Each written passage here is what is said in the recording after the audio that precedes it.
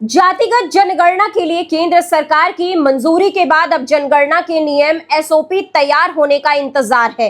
ये नियम तय होने के बाद सभी राज्यों व केंद्र शासित प्रदेशों को भेजे जाएंगे और संबंधित अधिकारियों के प्रशिक्षण के बाद ही जातिगत गणना की शुरुआत होगी। केंद्र सरकार ने अप्रैल के आखिर में जातिगत जनगणना का निर्णय लिया था। यह केंद्र के माध्यम से होने वाली पहली जातिगत जनगणना होगी। सरकार का दावा है कि यह प्रक्रिया पूर्ण हो जाने के बाद आम जन तक केंद्र सरकार की हर योजना का पूरा लाभ पहुंच जाएगा। इसके साथ ही सूत्रों का कहना है कि यह पहली जातिगत जनगणना इसलिए कही जा रही है क्योंकि अब तक जो राज्य स्तर पर जाति गणना हुई है उसका अधिकार राज्यों के पास नहीं है और केवल केंद्र सरकार ही इसके लिए अधिकृत है। इसके साथ ही राज्यों ने दरअसल सर्वेक्षण किया है, तो वहीं केंद्रीय मंत्रिमंडल की मंजूरी के बाद अब जल्द ही विस्तृत नियम यानी एसओपी तैयार होंगे और इनके आधार पर ही देश भर में गणना का काम शुरू हो सकेगा। तो वहीं संबंधित राज्य सरकारों व केंद्र शासित प्रदेशों को अपने अधिकारियों का प्रशिक्षण भी इस एसओपी के आधार पर करना होगा।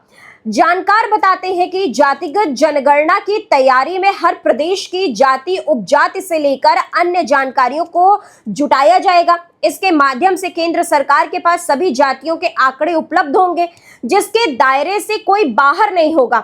जबकि जिन राज्यों में अब तक यह पहल की गई है उन राज्यों में इसका एक सीमित दायरा था, इसलिए इसके जातिगत गणना नहीं मानकर एक सर्वेक्षण का दर्जा दिया गया है। वहीं जातिगत गणना के तहत अनुसूचित जाति और जनजाति यानी एससी एसटी की ही गणना का प्रावधान है। केंद्र इस बार जनगणना के साथ ही जातिगत गणना करवाएगी। अभी तक जनगणना अधिनियम 1948 के तहत कराई जाती थी, यानी प्रावधान में स्पष्ट है कि एससी एसटी वर्ग से ही जातिगत गणना होगी। इस प्रावधान की वजह से ही देश के अन्य राज्यों को विशेष आदेश और अदालती आदेशों के आदेश पर ही जाति गणना कराई जाती है। वहीं 3 राज्यों ने अदालती आदेश व अधिनियम से कराई थी गणना, वो है बिहार, महाराष्ट्र और ओडिशा राज्य। इसका बड़ा उदाहरण है। जातिगत गणना के लिए बिहार सरकार ने एक विशेष आदेश जारी किया था और इसके लिए उच्च न्यायालय के आदेशों को आधार बनाया था, जबकि ओडिशा ने विशेष अधिनियम के तहत इस बात पर आदेश जारी किए थे कि केंद्र और राज्यों को ओबीसी की स्थिति भी स्पष्ट करनी होगी।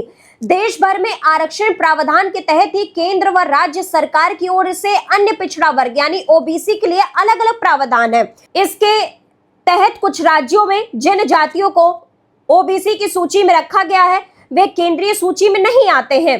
तो वहीं इसी वजह से संबंधित जाति वर्ग के लिए केंद्र व राज्य सरकार की तरफ से अपनी अपनी सूची के हिसाब से ओबीसी प्रमाण पत्र जारी होते हैं। जानकार ये बताते हैं कि यह अधिकार राज्य सरकार के पास होता है और वह इसकी सिफारिश केंद्र सरकार को देती है।